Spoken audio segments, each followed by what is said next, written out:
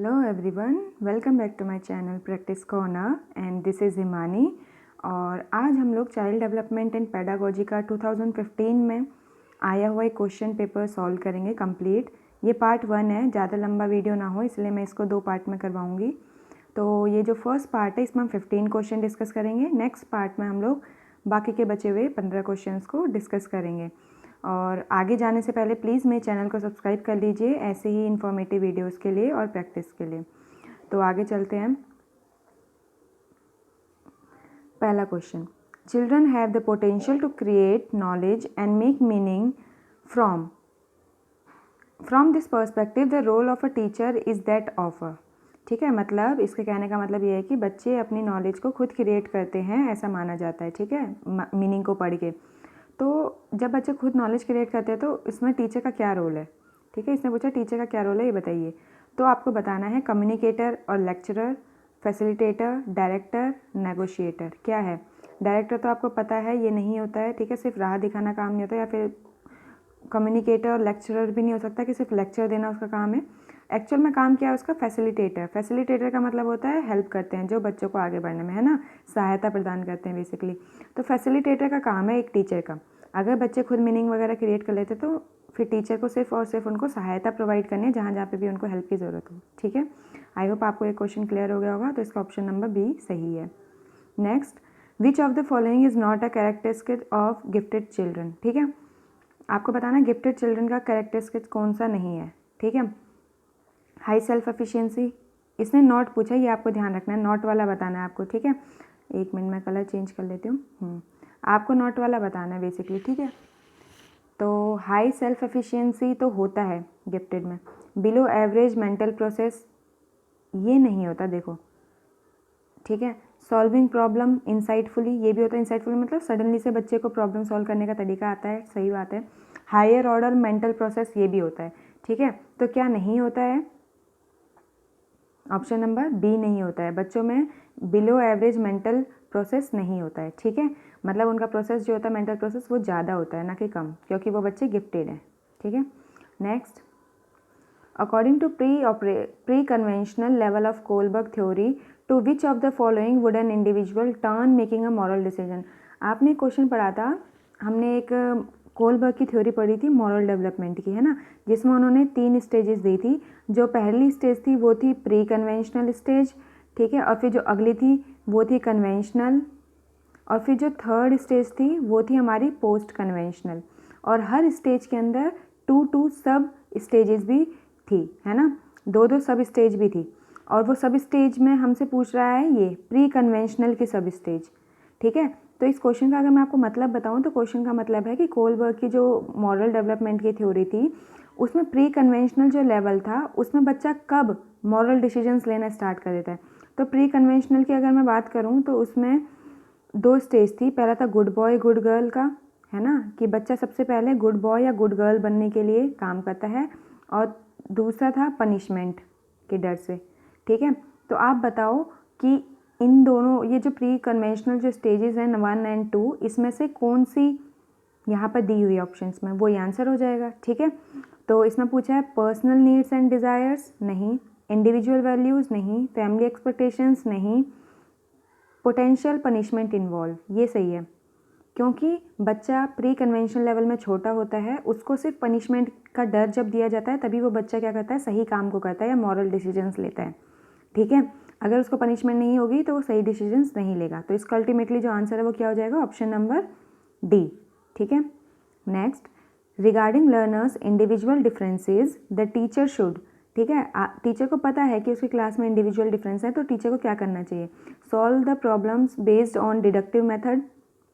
ठीक है, डिडक्टिव में क्या होता है, पहले रूल्स बता दिए जाते हैं और उसके बाद क्या होता है, एग्जाम्पल्स दिए जाते हैं, जैसे कि मैथ्स में होता है, पहले रूल्स बताते हैं फिर हम उनसे एग्जाम्पल्स को सॉल्व करते हैं। Most of the time use algorithm. ठीक है, provide facts to student to memorise. देखो मैंने आपको पहले ही बता रखा है, मेमोराइज, रोट लर्निंग।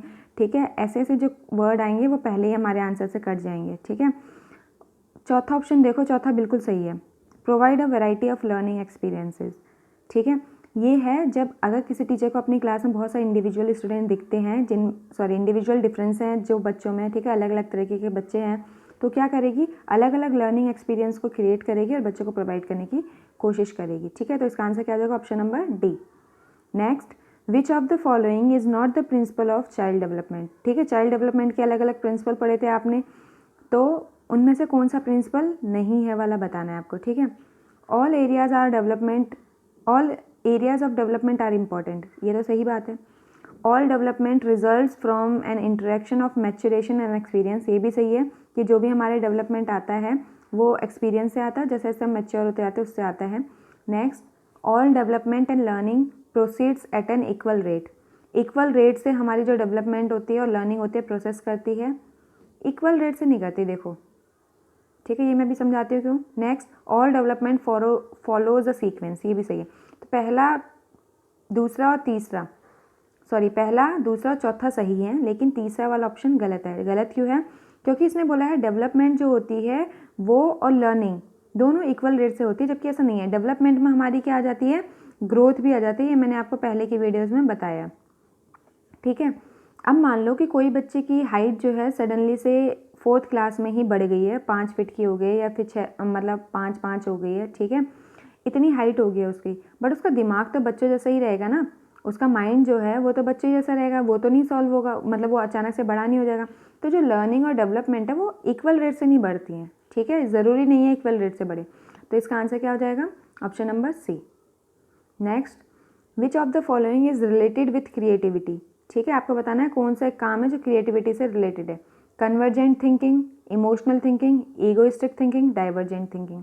कन्वर्जेंट तो आपको पता है, सिर्फ एक ही डायरेक्शन में हम लोग सोचते रहते हैं, हमारे पास कोई और सोचने की चीज़, मतलब डायरेक्ट हमारे पास थॉट्स नहीं होते हैं ना, एक चीज़ को ही हम सोचते रहते हैं एक ही तरीके से, अलग अलग तरीके नहीं खोज पाते हैं। इमोशनल थिंकिंग तो ऐसा कुछ होता नहीं है, बट इमोशनल थिंकिंग वही आप इमोशनली सोच रहे हो किसी चीज़ को, है ना। लेकिन अगर हम क्रिएटिविटी की बात करें तो डाइवर्जेंट थिंकिंग इसका सही आंसर है। डाइवर्जेंट मतलब होता है अगर ये है तो आप इस प्रॉब्लम को अलग अलग तरीक़ों से क्या कर पाओ, सॉल्व कर पाओ। ठीक है, या फिर अलग अलग तरीक़ों से सोच पाओ और उसके हल, उसका अल्टीमेटली जो सोल्यूशन है उसको फाइंड आउट कर पाओ। ठीक है, तो आंसर क्या आ जाएगा, option number D. Next, Suresh generally likes to study alone in a quiet room, whereas Madan likes to study in a group with friends. This is because of difference in their. एक बच्चा है जो कि पढ़ना पसंद करता है अकेले कमरे में, और दूसरा बच्चा है जो पसंद करता है ग्रुप में या फिर उसके दोस्तों के साथ। ठीक है, तो इसमें आपको बताना है कि उन दोनों के में क्या डिफरेंस है। एप्टीट्यूड का डिफरेंस है, लर्निंग स्टाइल का, लेवल ऑफ रिफ्लेक्टिविटी या वैल्यूज़। वैल्यूज़ का तो इसमें कोई रोल ही नहीं है, सबकी अपनी अपनी पर्सनल चॉइस होती है। एप्टीट्यूड का ऐसा नहीं है कि कोई बच्चा ग्रुप में पढ़ेगा तो उसका एप्टीट्यूड ज़्यादा होगा, या कोई बच्चा अकेला ही पढ़ेगा तो ही उसका एप्टीट्यूड ज़्यादा होगा, ऐसा नहीं होता। देखो, उनका जो प्रॉब्लम है वो है लर्निंग स्टाइल। हर बच्चे का लर्निंग स्टाइल अलग होता है, कोई साथ में पढ़ के ज़्यादा सीखता है तो कोई अकेले पढ़ के ज़्यादा सीखता है ना। तो इसमें अगर ये दोनों बच्चे अलग अलग तरीके से पढ़ रहे हैं तो इसका एक ही कारण है, वो है कि इनका लर्निंग स्टाइल क्या है, डिफरेंट है। Next, which of the following is the primary agent of socialisation. ठीक है, आपको बताना है प्राइमरी एजेंट कौन है। सोशलाइजेशन का प्रोसेस आपको पता है कि बच्चा जैसे ही पैदा होता है उसकी फैमिली होती है, फिर उसके नेबर्स होते हैं, फिर उसकी सोसाइटी होती है, फिर पूरा एक स्टेट हो जाता है, मतलब ऐसे अलग अलग कॉलेज स्कूल सब आते हैं, है ना, जो कि उसके सोशलाइजेशन प्रोसेस को क्या करते हैं, डेवलप करते हैं। तो इसमें बेसिकली आपको बताना सबसे प्राइमरी एजेंट, मतलब जैसे ही बच्चा पैदा होता है तो उसका सबसे पहला इंटरेक्शन किसके साथ होता है, पहला सोशलाइजेशन किसके साथ होता है, कंप्यूटर के साथ, पॉलिटिकल पार्टीज़ के साथ, फैमिली के साथ, या हेरिडिटी के साथ। तो आप हेरिडिटी तो कुछ नहीं होता, देखो ये कोई सोशलाइजेशन का प्रोसेस नहीं है हेरिडिटी, है ना, और कंप्यूटर तो मतलब ही नहीं है, पॉलिटिकल पार्टीज़ भी नहीं है, तो अल्टीमेटली आंसर क्या बचा, फैमिलीज़। और यही सही आंसर है। कई बार आपसे क्वेश्चन पूछा जाता है स्कूल और इसको इरेज करते दोबारा से, स्कूल या फिर फैमिली, ऐसे भी दिया होता है। ठीक है, तो अगर आपको फैमिली अलग से नहीं दिया हुआ, स्कूल एंड फैमिली दिया हुआ तो आप वो भी लगा सकते हैं ऑप्शन। ठीक है, लेकिन अब यहाँ से फैमिली दिया हुआ है तो आप फैमिली लगा सकते हैं, option number C. Next, the period of infancy is from. ठीक है, आपको इन्फेंसी का पीरियड बताना है, birth to 2 year, birth to 3 year, birth to 1 year, या फिर 1 to 2 ईयर। देखो, इसमें आंसर आप अपोज भी कर सकते हैं मेरे आंसर को, लेकिन इसमें हमसे ये आप में से मोस्टली लोगों ने ये बोला होगा फर्स्ट वाला, क्योंकि पियाजे ने ये स्टेजेस दी थी, है ना। पियाजे ने बोला था 0 से 2 साल के जो बच्चे होते हैं उनको इन्फेंसी या सेंसरी मोटर स्टेज बोला जाता है उन बच्चों को, है ना। लेकिन जो इसका आंसर है वो option number C, birth to 1 year, क्योंकि यहाँ पियाजे के अकॉर्डिंग नहीं पूछा है, यहाँ जनरली पूछा है कि इन्फेंसी का पीरियड कौन सा होता है। और इन्फेंसी वो पीरियड होता है जब बच्चा बहुत ही ज़्यादा छोटा होता है, वो कब होता है, बर्थ से 1 साल के बीच में, ठीक है। तो ये आएगा इसका आंसर। प्लीज़ अपने मार्क्स को कमेंट करके मुझे बताइएगा कितने आपने लिए हैं, ठीक है। नेक्स्ट, अकॉर्डिंग टू पियाजे a child between 2 to 7 years is in the dash stage of cognitive development. देखो पियाजे ने अलग अलग, पियाजे जो थे हमारे साइकोलॉजिस्ट थे, है ना, जिन्होंने स्टडी करी थी बच्चों के माइंड की, बेसिकली उन्होंने अपने ही बच्चों को ऑब्जर्व करा था। तो उन्होंने बोला था कि 2 से जो 7 साल के बच्चे होते हैं वो कौन से स्टेज में आते हैं। तो पियाजे ने 4 तरह की स्टेजेस दी हुई हैं, है ना। वो 4 तरह की स्टेजेस कौन कौन से, उसकी हम बात कर लेते हैं एक बार थोड़ी सी। देखो सबसे पहली जो स्टेज है उसको हम बोलते हैं सेंसरी मोटर, ठीक है, सेंसरी मोटर स्टेज। फिर दूसरी जो होती है वो हमारी होती है प्री ऑपरेशनल, इसके अंदर भी 2 स्टेज होती हैं, ठीक है, वो बात की बात है, अभी मैं आपको ऊपर से बता रही हूँ। तीसरी होती है हमारी कॉन्क्रीट ऑपरेशनल,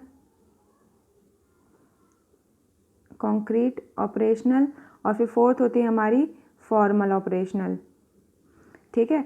अब सेंसरी मोटर जो होती है वो तो होती है 0 से 2 साल, और जो प्री ऑपरेशनल होती है ये होती है हमारी 2 से 7 साल, ठीक है, यहाँ पे लिख देती हूँ, ये होती है 2 से 7 ईयर्स।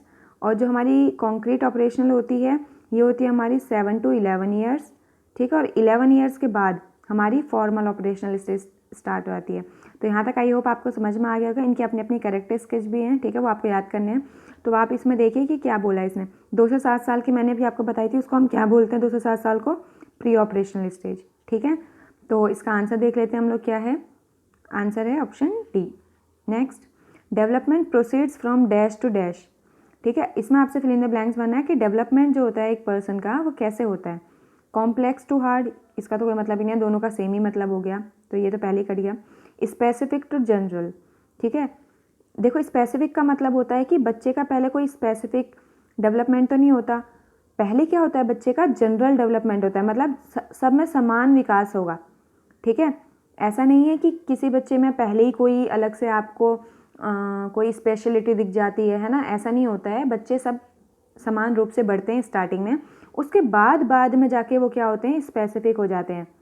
मतलब कि मान लो हम सब एक ही साथ बढ़ना शुरू करते हैं, हमारे हाथ पैर सब कुछ, लेकिन जो बच्चा स्पोर्ट्स में जल्दी चले जाएगा या फिर फ्लेक्सिबिलिटी डांस वगैरह में चले जाएगा, उसकी बॉडी फ्लेक्सिबल हो जाएगी बाद में। लेकिन जो बच्चा पढ़ाई की तरफ मुड़ गया या फिर उसने कोई और काम स्टार्ट कर दिया तो उसके अंदर फ्लेक्सिबिलिटी कम हो जाएगी। तो फ्लेक्सिबिलिटी स्पेसिफिक है, लेकिन बॉडी पार्ट्स का डेवलप होना जनरल है, और वो सब में पहले जनरल आएगा, उसके बाद क्या आता है, स्पेसिफिक, ठीक है। तो ये आपको याद रखना है। इसका ऑप्शन देखो डी सही है, ठीक है, general to specific. Next, when adult adjust to assistance they provide to facilitate progression of the child from current level of performance to potential level of performance, it is called. अब देखो ये थोड़ा सा जो बच्चे हिंदी मीडियम के उनकी problem होगी समझने में, ये क्वेश्चन बोल रहा है कि अगर कोई बच्चा है, अगर उसका प्रेजेंट लेवल है कोई, मतलब मेरा दिमाग है, मैं अभी छोटी बच्ची मान लो कि 6 क्लास में हूँ, मेरा दिमाग इतना है, ठीक है, लेकिन हर बच्चे के अंदर एक पोटेंशियल होती है कि अगर उसका दिमाग इतना है तो वो इतनी सारी चीज़ों को क्या कर सकता है, समझ सकता है। लेकिन अभी वो इतनी ही समझ रहा है क्योंकि उसका लेवल इतना ही है। लेकिन अगर कोई बाहर से उसको सपोर्ट मिलता है या कोई बच्चे को बाहर से कोई समझाने वाला मिलता है तो वो इस लेवल को भी जल्दी ही छोटे ही एज में अचीव कर सकता है। तो ये जो लेवल, ये जो हेल्प दी जाती है किसी थर्ड पर्सन के थ्रू या किसी टीचर के थ्रू, उसको हम क्या बोलते हैं, scaffolding, participatory learning, collaborative learning या प्रॉक्सिमल डेवलपमेंट। तो उसको हम क्या बोलते हैं, स्काफोल्डिंग। स्काफोल्डिंग क्या होती है, एक हेल्प होती है जो कि हमारे सीनियर्स या हमारे टीचर्स, हमारे फैसिलिटेटर, पेरेंट्स हमको देते हैं कि हमारा अगर दिमाग इतना है तो हम इतनी चीज़ों को जल्द से जल्द ग्रैब कर पाएँ। उस चीज़ को अचीव करने के लिए जो हमें हेल्प दी जाती है, उस हेल्प को हम कहते हैं स्काफोल्डिंग। और एक लास्ट में देखो प्रॉक्सिमल डेवलपमेंट। प्रॉक्सिमल डेवलपमेंट का मतलब ही ये है कि अगर आप इतने हो तो आप कितने लेवल तक जा सकते हो, मैक्सिमम लेवल को हम बोलते हैं प्रॉक्सिमल डेवलपमेंट। मतलब बच्चे यहाँ से वहाँ तक जाके ग्रो कर सकता है, उसको हम बोलते हैं प्रॉक्सिमल लेवल ऑफ डेवलपमेंट। मतलब वहाँ तक बच्चा ग्रो कर सकता है। अभी डिपेंड करता है वहाँ तक वो पहुँच पाता है या नहीं, वो बहुत सारे फैक्टर्स पर डिपेंड करता है कि टीचर कैसे मिले, उसको एनवायरनमेंट कैसा मिला है, इकोनॉमिकल कंडीशन कैसी है उसकी, उसका खुद का दिमाग कैसा है, ठीक है। तो ये सारी चीज़ें उसको क्या करती है, प्रभावित करती हैं। तो इसका आंसर क्या आ जाएगा, option number A. Next, in middle childhood speech is more dash rather than dash. ठीक है, देखो जब चाइल्डहुड आता है, ठीक है, चाइल्डहुड आता है तो एक होता है हमारा अर्ली चाइल्डहुड और एक लेटर चाइल्डहुड। अर्ली चाइल्डहुड हमारा 2 से आप बोल सकते हो 4 या 5 साल का होता है, ठीक है, और फिर लेटर चाइल्डहुड हमारा 5 से 7-8 साल तक का होता है, ठीक है। तो अब इसने बोला है कि जब हम मिडिल चाइल्डहुड में होते हैं तो उस टाइम पे हम लोगों की थिंकिंग कैसी हो जाती है, या हमारा नेचर कैसा हो जाता है, या हमारे बोलने का तरीका कैसा होता है, ठीक है। सोशलाइज्ड और ईगोसेंट्रिक, मतलब पहले सोशलाइज्ड होता है फिर ईगोसेंट्रिक बन जाता है, नहीं, ठीक है। मैं इसको आपको पहले ही आंसर बता देती हूँ। देखो इसका आंसर होगा कि पहले बच्चा ईगोसेंट्रिक होता है, लेकिन जैसे जैसे वो बड़ा होता जाता है, मिडिल चाइल्डहुड में जाता है, उसकी जो स्पीच है वो सोशलाइज्ड बन जाती है। क्यों? उसका एक रीज़न है, वो इसीलिए क्योंकि जब हम, आपने देखा होगा 3 साल का बच्चा, 4 साल का बच्चा या 5 साल का बच्चा लड़ते हैं अपनी चीज़ों को पाने के लिए, ठीक है। अगर उनको कोई खिलौना आपने दिखा दिया तो उनको वो चाहिए किसी भी हाल में। क्यों? क्योंकि वो ईगोसेंट्रिक हैं। अगर दूसरा बच्चा उनका खिलौना ले लेता है तो वो रोने लग जाते हैं जल्दी। लेकिन जैसे ही वो 5 साल से बड़े होते हैं, 5 से 7 साल की एज में, तो वो स्कूल जाना स्टार्ट कर देते हैं। स्कूल में जाते ही क्या होता है, उनका सोशलाइजेशन होता है, ठीक है। वो अलग अलग बच्चों से मिलते हैं, घुलते हैं और अलग अपनी चीज़ों को शेयर करना सीखते हैं, और जिस वजह से उनका जो ईगो वाला जो फेज़ होता है वो क्या होता है, धीरे धीरे कम होना स्टार्ट होता है, और उनकी जो स्पीच है वो क्या बन जाती है, सोशलाइज्ड, ठीक है। तो आई होप आपको आंसर समझ में आ गया होगा। आंसर है ऑप्शन नंबर, सॉरी ये गलत लग गया है, इसका आंसर आएगा ऑप्शन नंबर डी, ठीक है। इसका आंसर क्या आ जाएगा, ऑप्शन नंबर डी। ईगोसेंट्रिक से उसकी क्या हो जाती है, सोशलाइज हो जाती है, ठीक है। Next, the child centred education involves, ठीक है। चाइल्ड सेंटर्ड एजुकेशन क्या होती है, वो एजुकेशन जिसमें बच्चे पे ज़्यादा फोकस करा जाता है। तो वो क्या इन्वॉल्व करती है, children sitting in a corner, एक कॉर्नर में बैठा रहे बच्चा, नहीं, ये तो पहले ही गलत हो गया। लर्निंग इन रिस्ट्रिक्टिव इन्वायरमेंट, नहीं। Activities that do not include play, नहीं। Hands on activity for kids, यही आंसर है, आपको पहले ही बता रखा है ऐसा क्वेश्चन, ठीक है। तो इसका आंसर क्या आ जाएगा, option number D. Next, inclusive education in assumes that we should change the dash to fit the dash, ठीक है। मतलब इंक्लूसिव एजुकेशन सबसे पहले क्या आती है वो आपको कि मतलब हमें हर बच्चे को, ठीक है, हर बच्चे को चाहे वो कैसा भी हो, ठीक है, नॉर्मल हो या ना हो, नॉर्मल बच्चों को या फिर डिसेबल बच्चों को, ठीक है, सबको हमें क्या करना है, एक साथ लेके चलना है एक ही क्लासरूम में, ठीक है। तो हमें क्या करना पड़ेगा, उसके लिए चेंज करना पड़ेगा इन्वायरमेंट को, सिस्टम को, ताकि टू फिट द चाइल्ड, ताकि उसमें बच्चा फिट हो सके। ऐसे कर करके आपको ये सारे जो ऑप्शन है वो फिट करके देखने की कौन सा फिट होगा। तो इसका पहले हम आंसर डिस्कस कर लेते हैं, उसके बाद मैं आपको एक्सप्लेनेशन समझा दूंगी। ऑप्शन है ए। ए क्यों बोला इन्होंने, इसीलिए क्योंकि हमें क्या करना पड़ेगा, इंक्लूसिव एजुकेशन है तो हमें सिस्टम को चेंज करना पड़ेगा ताकि उसमें क्या कर सके, बच्चा फिट हो सके, ना कि हमें बच्चे को चेंज करना है। चौथा ऑप्शन आप देखोगे तो देखो इसमें बोला है we should change the child to fit the system. No, हमें चाइल्ड को बिल्कुल चेंज नहीं करना, हमें किसको चेंज करना है, हमें चेंज करना है सिस्टम को, ताकि उसमें क्या कर सके, बच्चा वो कर सके, फिट हो सके, ठीक है। Thank you so much. आज के क्वेश्चन इतने ही थे। आई होप आपको वीडियो पसंद आया होगा। अगर कुछ समझ में नहीं आया तो प्लीज़ कमेंट करिए, मैं आपको वहाँ पे डाउट क्लियर कर दूँगी। चैनल को सब्सक्राइब कर सकते हैं और इसी के साथ अपने दोस्तों के साथ शेयर भी कर सकते हैं। Thank you so much for watching.